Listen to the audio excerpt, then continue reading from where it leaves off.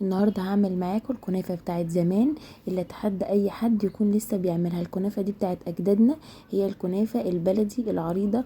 يا جماعه حلوه جدا وطعمها خطير قوي قوي وبتفكرنا بزمان وطعم زمان وجمال زمان. بس قبل ما نبدا وصفتنا، لو انتوا اول مره تشوفوني، انا اسمي هاجر، وما تنسوش لايك للفيديو واشتراك للقناه.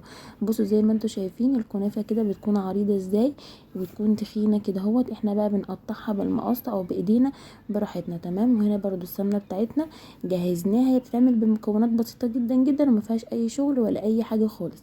اوكي، هنا بقى هنحط السمنه على النص كيلو من الكنافه. ده كان حوالي كوبايه من السمنه مسيحاها زي ما انتوا شايفين كده اهو بالشكل ده.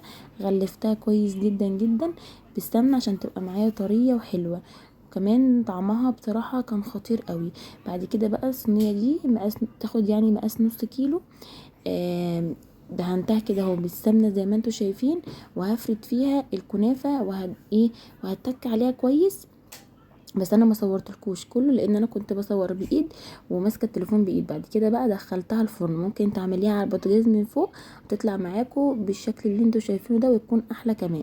انا دخلتها الفرن وبعد كده قلبتها، وهنا بقى كنت هسقيها خلاص بالشربات. عشان ايه؟ هي كانت لسه طالعه من الفرن سخنه، والشربات طبعا بارد عشان ما تعجنش معانا.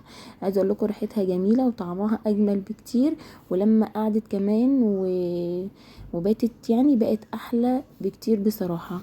يعني اتمنى ان انتوا تجربوها لان بجد الكنافه دي حلوه جدا يا جماعه. في ناس كتير مش بتحبها، بس اللي هيجربها هيحبها جدا جدا.